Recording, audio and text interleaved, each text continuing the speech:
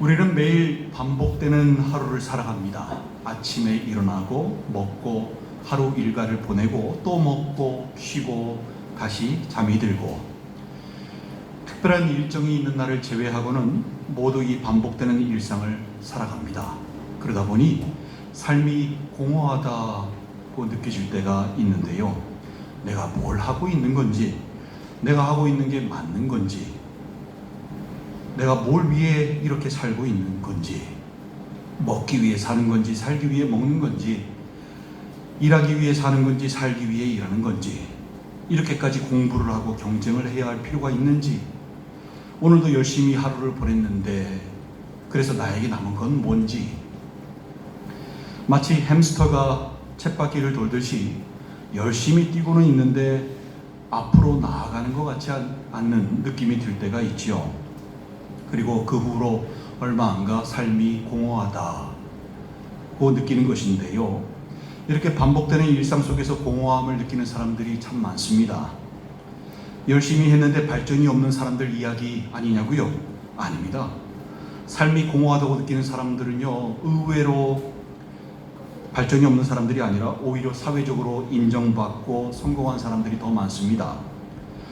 목표를 이루면 행복할 줄 알았는데, 돈을 많이 벌면 인생이 평안할 줄 알았는데, 성공하면 만족할 줄 알았는데, 사람들에게 인정을 받으면, 명예가 생기면 마음이 기쁨으로 채워질 줄 알았는데, 그것을 이루고 나서 느껴지는 행복과 평안과 기쁨과 이 만족은요, 정말 잠깐이고 금방 또 다시 공허해지거든요.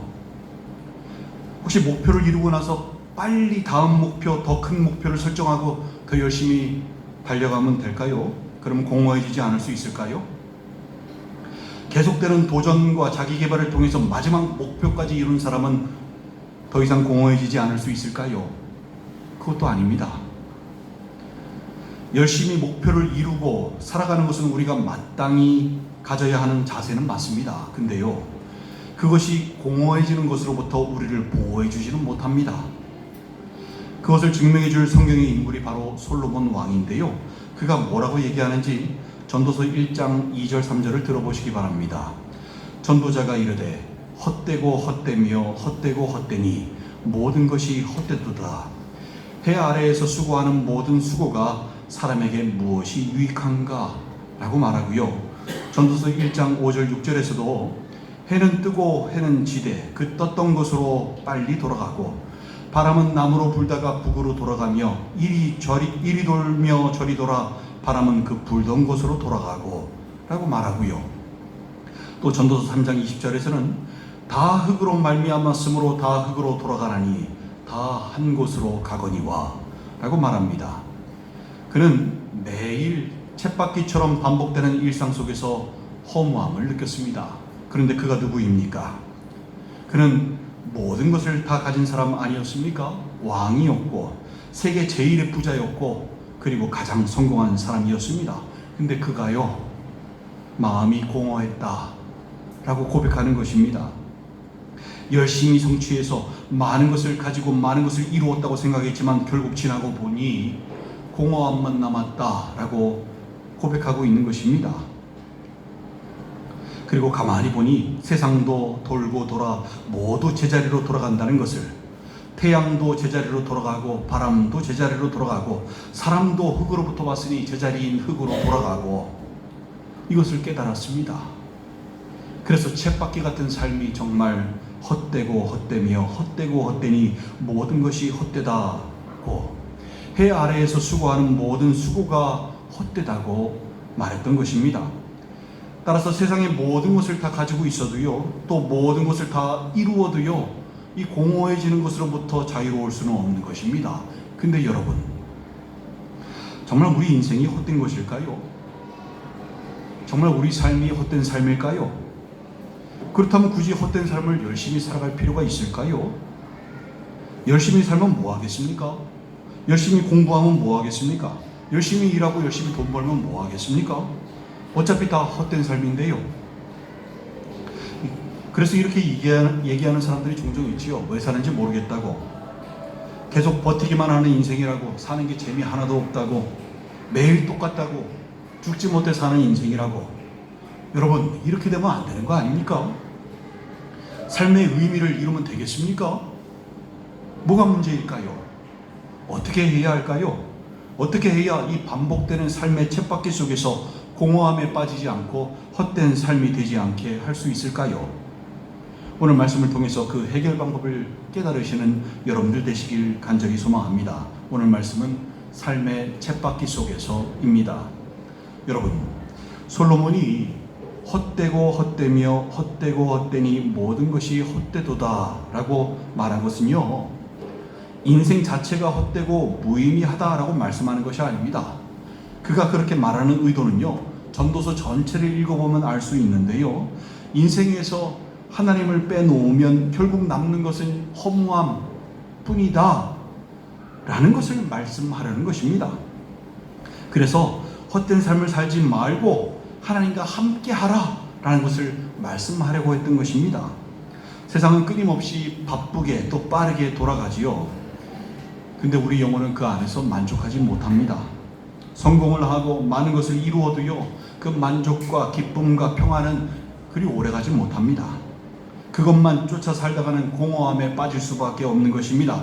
그리고 근본적으로요, 우리가 빠르게 바쁘게 돌아가는 세상에서 만족할 수 없는 이유는요, 인간의 영혼은 하나님으로만 채워지도록 창조되었기 때문입니다. 아시죠? 전도서 3장 11절 말씀인데요, 하나님이 모든 것을 지으시되 때를 따라 아름답게 하셨고 또 사람들에게는 영원을 사모하는 마음을 주셨느니라 라고 말씀합니다. 하나님이 모든 것을 지으셨는데 사람들에게는 무엇을 사모하는 마음이요?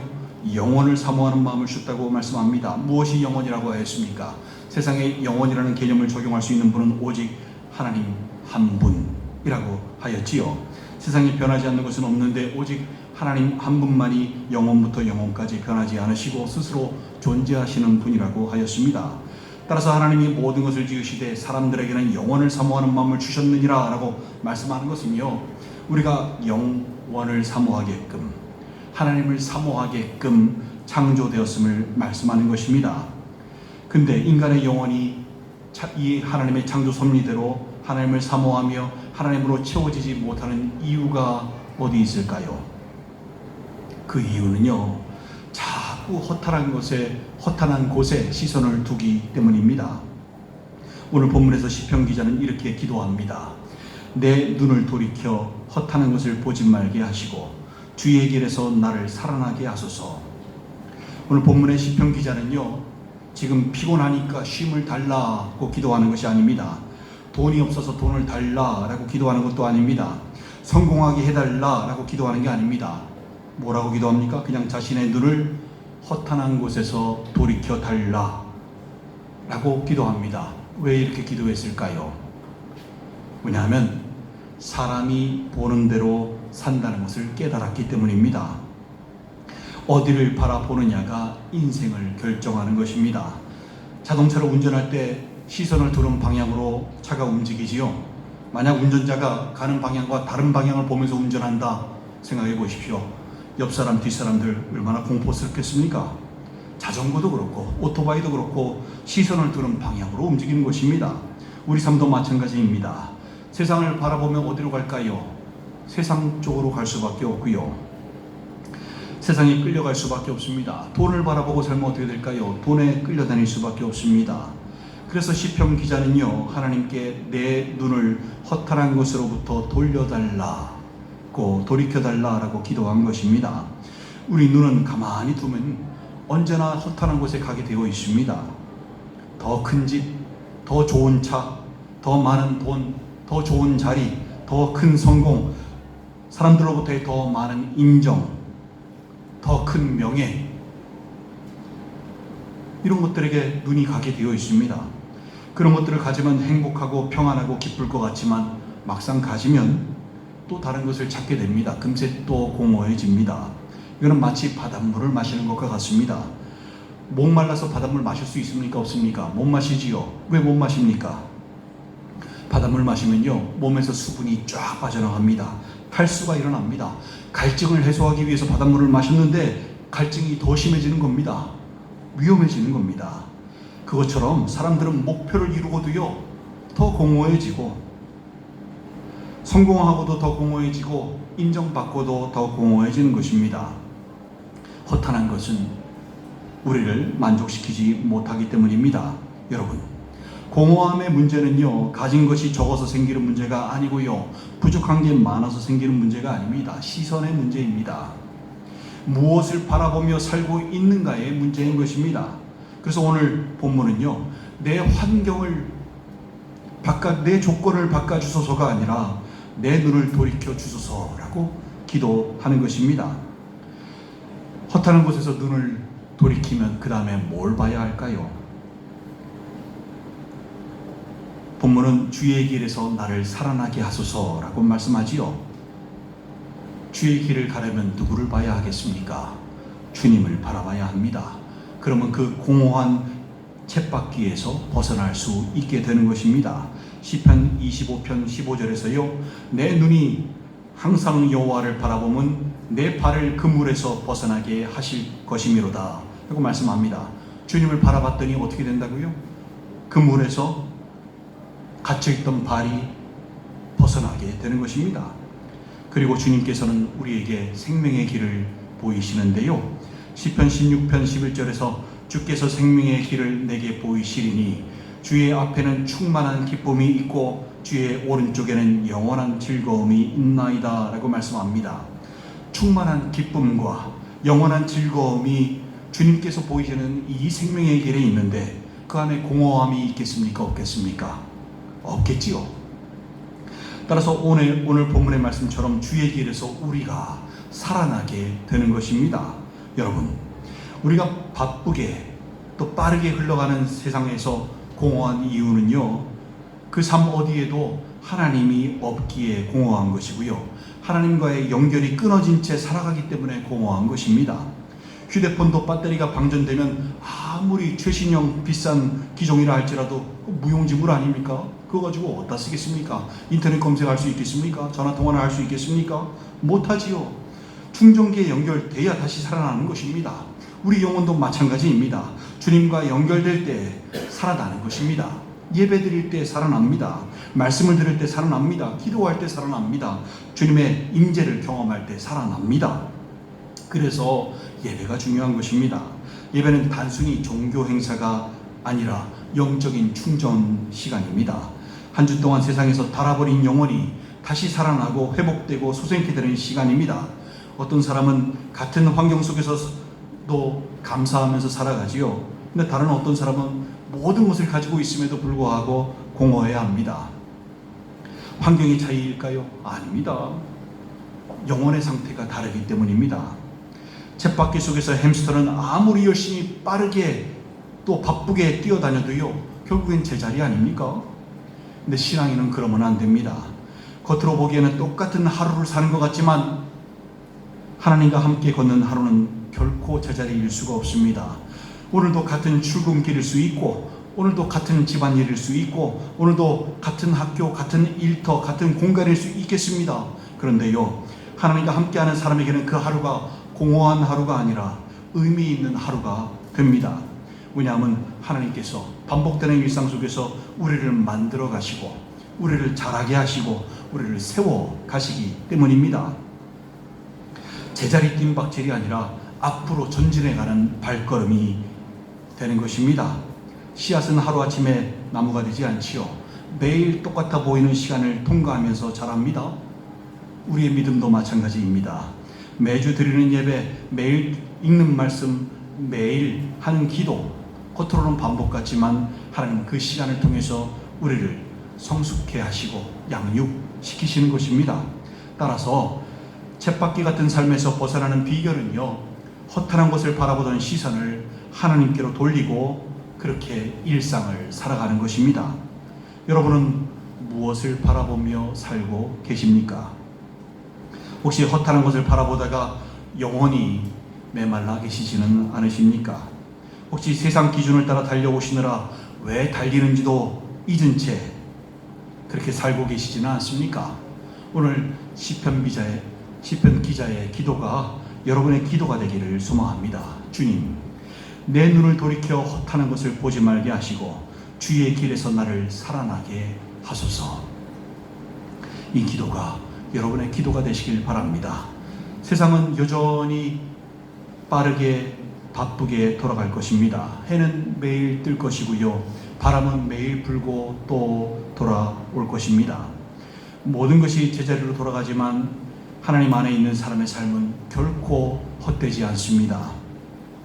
하나님과 함께하는 하루는 쳇바퀴 같은 반복이 아니라, 제자리 걸음이 아니라 한 걸음씩 한 걸음씩 내딛는 순례의 걸음입니다.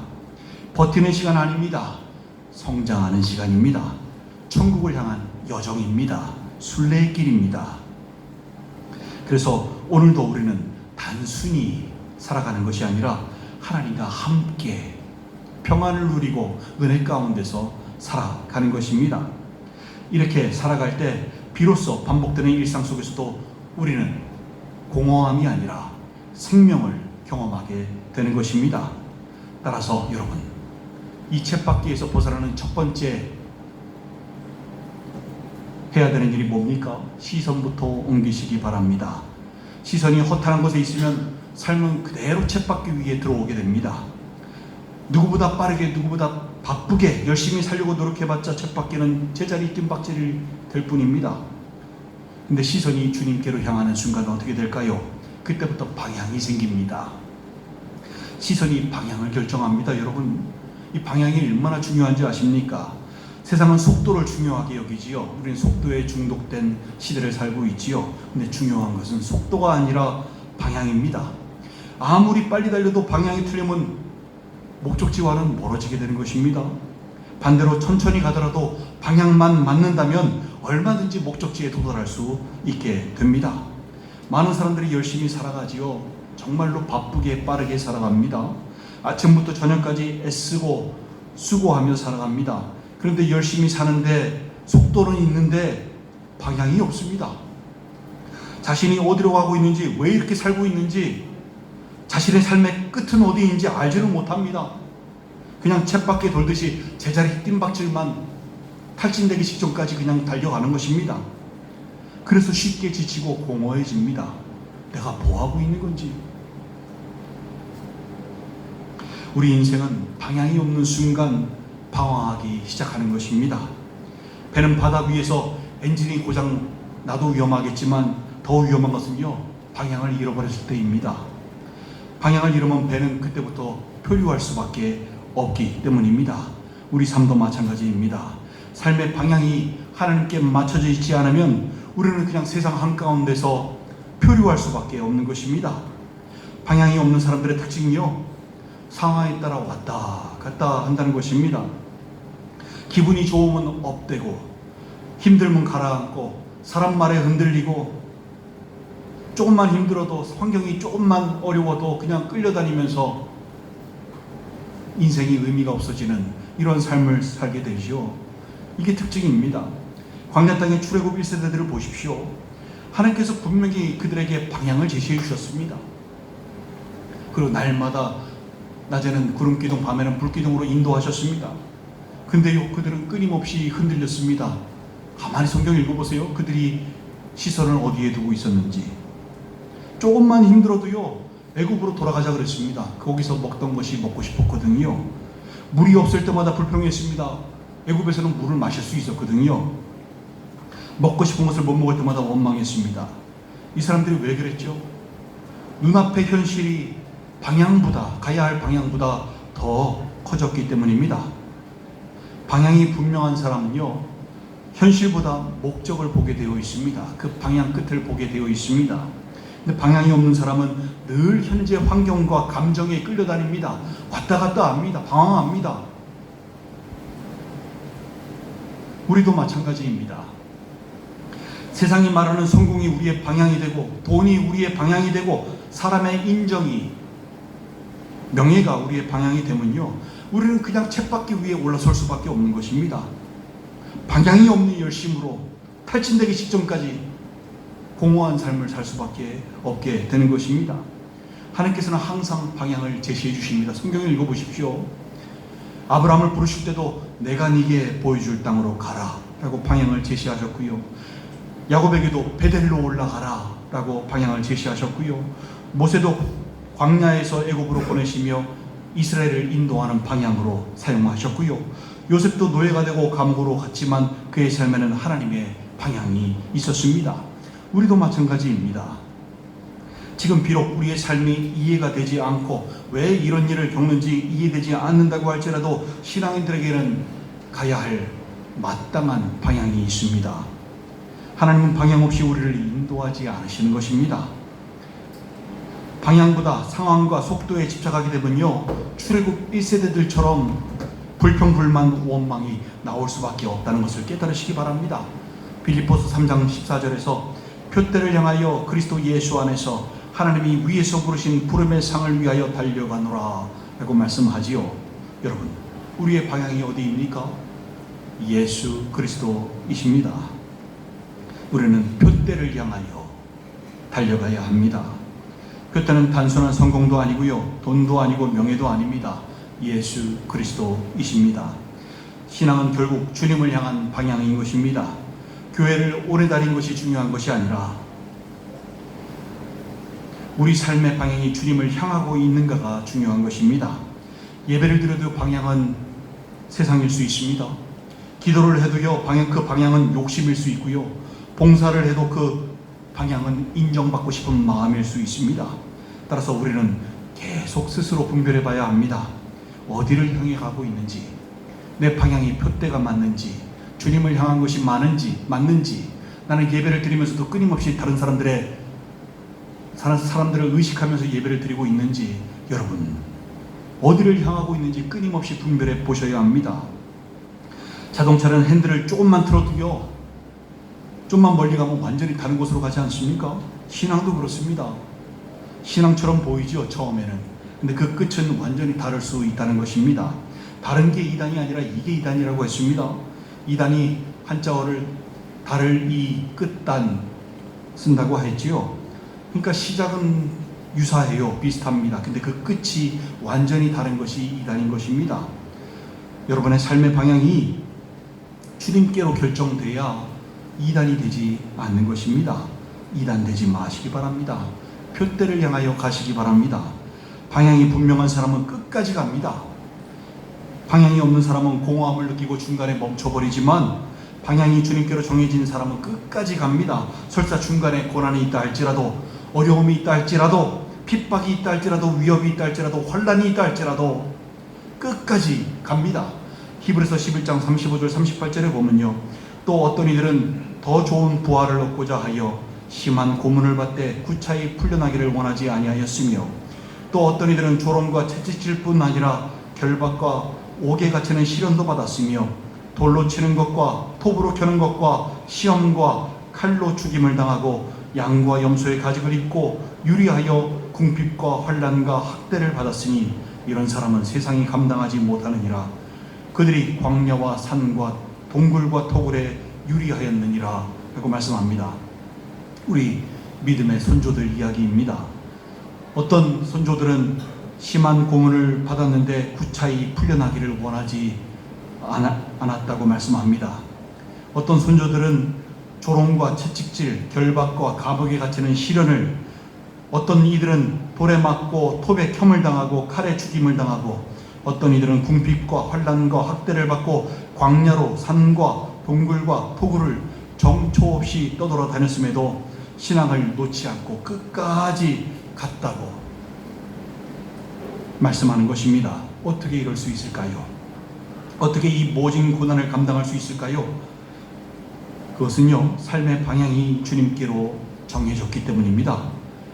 그랬기에 주님께서 함께 하시고 힘주시고 모든 것을 견딜 수 있게 붙으셨던 것입니다. 사람이라면 못합니다. 하나님께서 하신 겁니다. 주님께서 붙들어 주시고 주님께서 하신 것입니다. 방향이 주님께로 정해지면요, 눈물이 흘러도요 갑니다. 힘들어도요 갑니다. 주님 주시는 힘으로 갈 수 있습니다. 사람들이 몰라줘도 인정해주지 않아도 조롱해도 갑니다. 사람들의 박수가 아니라 하나님의 부르심을 따라가기 때문입니다.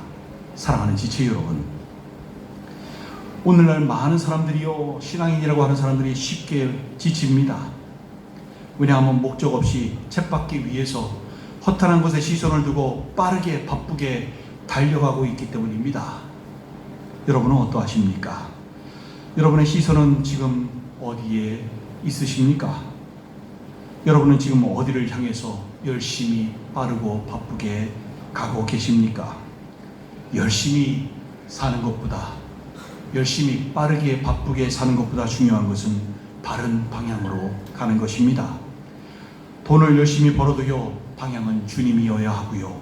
공부를 열심히 하여도 방향은 주님이어야 합니다. 자녀를 키우고 가정을 위해 헌신을 해도요, 그 방향이 주님이어야 하고요. 집안일을 해도, 직장 생활을 해도 방향은 모두 주님이어야 합니다. 세상은 속도를 중요하게 생각하지만, 그래야 빠르게 바쁘게 살아가는, 그렇게 바쁘게 살아야 세상에 적응하며 살 수 있다고 교훈하지만, 속도가 중요한 것이 아니라 방향이 중요한 것입니다.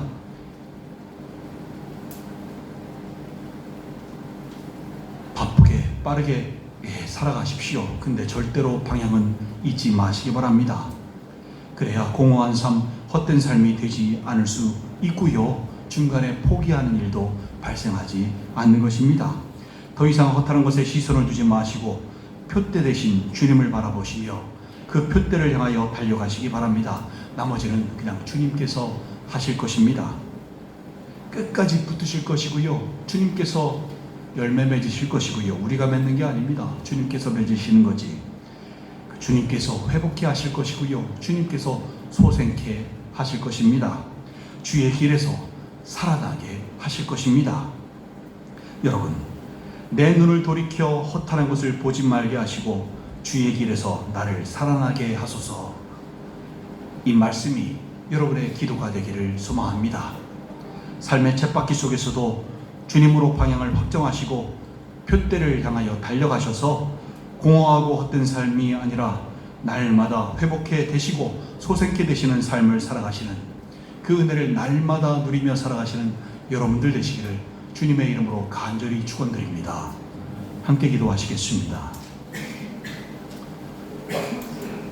여러분, 우리는 속도에 중독된 시대를 살고 있습니다.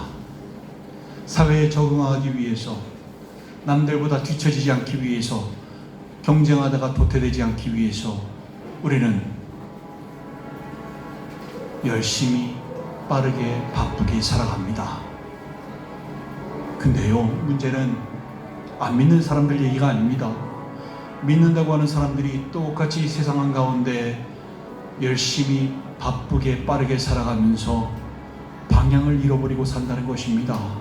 그리고 안 믿는 사람들과 똑같이 삶이 공허하다고, 왜 사는지 모르겠다고, 정말 죽지 못해 사는 인생이라고 생각하는 사람들이 많습니다. 여러분, 잘못되었지요. 무엇이 잘못됐습니까? 방향을 잃어버렸기 때문에 잘못된 것입니다.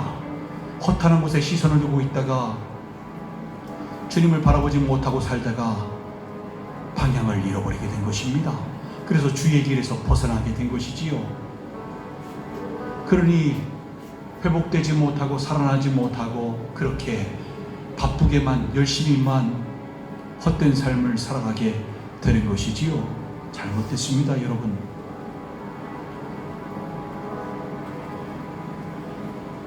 방향을 찾으시기 바랍니다. 광야 땅에 출애굽 1세대들 되지 마시기 바랍니다. 주님은 분명히 우리에게 방향을 제시해 주셨는데, 살 길을 열어주셨는데, 가기만 하면 되는데, 주님께서 붙드시고 주님께서 살리시고 주님께서 역사하시고 새 힘 주시고, 날마다 독수리 날개 저오름 같은 새 힘을, 달려가도 곤비치 않고 걸어가도 피곤치 않는 그 새 힘을 주시는데, 믿는다고 하는 사람들이 길을 잃어버리고 세상 한가운데를 표류하고 있습니다. 그리고 공허해야 합니다. 삶이 헛되다고 얘기합니다. 여러분, 잘못되었지요. 주님과 접속하시기 바랍니다. 충전되시기 바랍니다. 주님으로부터 힘을 얻으시기 바랍니다. 주의 길에서 나아가시기 바랍니다. 제자리 뜀박질이 아니라 주의 길에서 다시 살아나 주의 길을, 이 순례의 길을, 천국의 길을, 생명의 길을 걸어가시기 바랍니다. 생명을 누리시고 천국을 누리시기 바랍니다. 이것이 신앙인의 삶, 신앙생활인 것입니다. 어떻게 살고 계십니까? 이제 방향을 잡으시기 바랍니다. 그러기 위해서 허탈한 곳에서 눈을 돌이켜 주님을 바라보시기 바랍니다. 주님께서 여러분들에게 어제보다 더 큰 은혜를 오늘 준비해 놓으셨습니다. 그 은혜를 꼭 받아 누리시는 여러분 되시기 바랍니다. 우리 함께 기도하심으로, 회개하심으로 하나님 앞에 나아가시겠습니다. 기도하시겠습니다.